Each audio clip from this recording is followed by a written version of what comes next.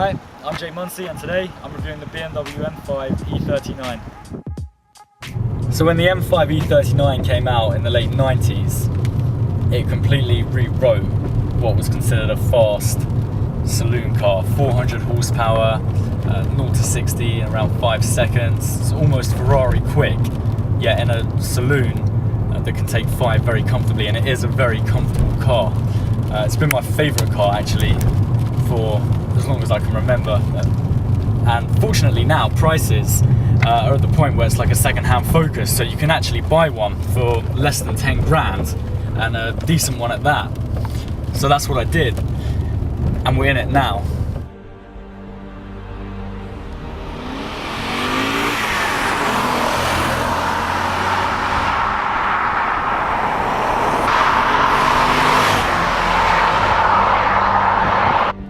Untrained eye, they just think, yeah, it's an old car, maybe a couple of grand's worth, so it doesn't really necessarily get kind of the respect it deserves, or what you would get maybe from an Audi TT or something else.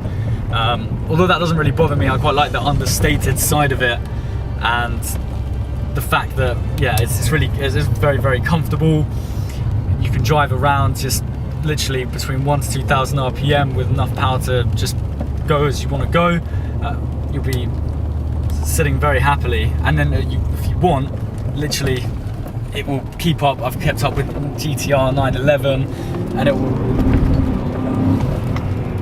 really just pull. Also, it's not the kind of car that makes a big impression or a big statement. You don't really get people bum licking you about this kind of car. It doesn't look like that much. You do still feel like a boss when you're driving it. You sit very comfortable. You've got all the information that you want. Oil temperature. It lights up on the RPM gauge as well to show you when you can push the car hard, and on motorways and things there's not really anything to pull away from you. You've got everything that you want, all the torque, everything to hand. Considering its age, 17 years old, it's quite impressive really.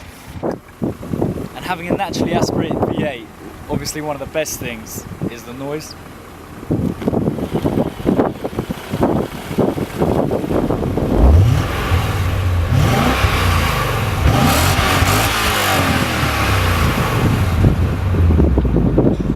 Other nice sort of flash cars, I've been very sort of OCD about keeping them really immaculately clean and everything perfect and nice, and yeah, it would be good to do that with this, but at the end of the day it is an old car. Mechanically, if it's sound, that's the most important thing.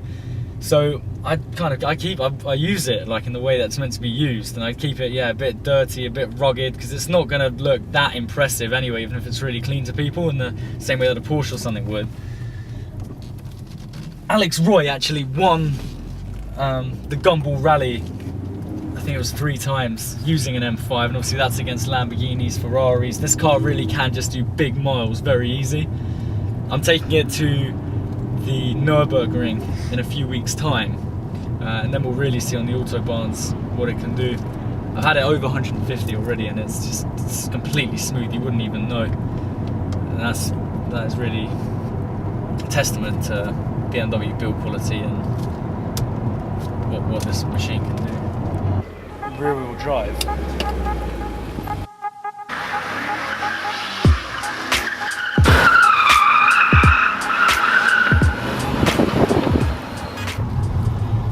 So whilst it does seem like obviously the bargain of the century and an amazing lot of kit that you can get for a relatively small amount of money, I think it's probably worth mentioning. In terms of downsides, there aren't really many, but what I would say is if you do want a powerful, fast car, the reality, and you want to use that performance, the reality is with this, as opposed to maybe a hot hatch and other sort of quicker cars that I've had, a lot of the time, I say around town, things it's a bit big and a little bit cumbersome to kind of throw around in the same way that you could do with a smaller car. The weight as well, even then more on country roads when you do a bit, it's a very heavy car. So I'd say more for motorways, for long distance cruising, you just got the sort of performance there, as opposed to something that's more of like a sort of out and out performance car all the time. But that's fine for me. So obviously it seems pretty mad to think that for less than 10 grand, you can get a 5-litre V8 that's as quick as this, with leather heated seats, okay, it's old, but sat nav, electrically adjustable steering, what was a decent sound system for its time, electric seats, very luxurious car. The new equivalent would be 70k. You're getting it for 10% of that. Just seems mad. In sort of mad value for money. It's crazy, really, what you're getting. I can't really think of much else that you could get for similar money that could do this. In terms of living up to expectations, which of mine were very, very high, of this car being my favourite car, and having negative points, I would say there aren't really many.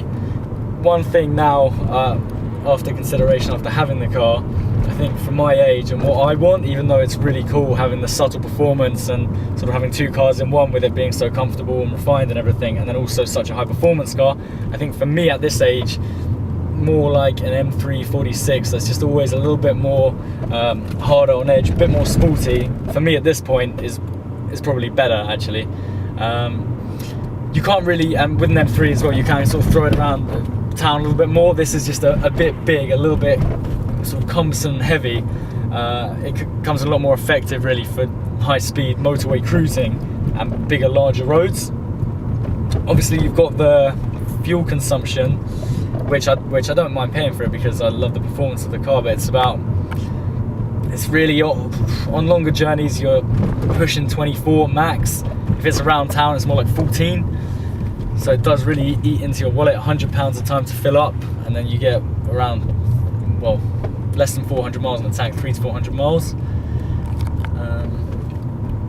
Other negative, and this is what I'm going to be selling it quite soon, and what I'm most concerned about, is obviously mechanically, if something goes wrong on this car, it's going to cost a lot of money. So I think I'll just keep it, take it to the ring, go on the Autobahn. Had a great experience with it. It would be nice to get like a low mileage one in black, perfect condition, tune the exhaust up, have it all immaculate, but at this point in my life I can't afford to do that. So for the moment it would have been a great ownership experience, but time to try something new and hopefully make a bit of profit out of it.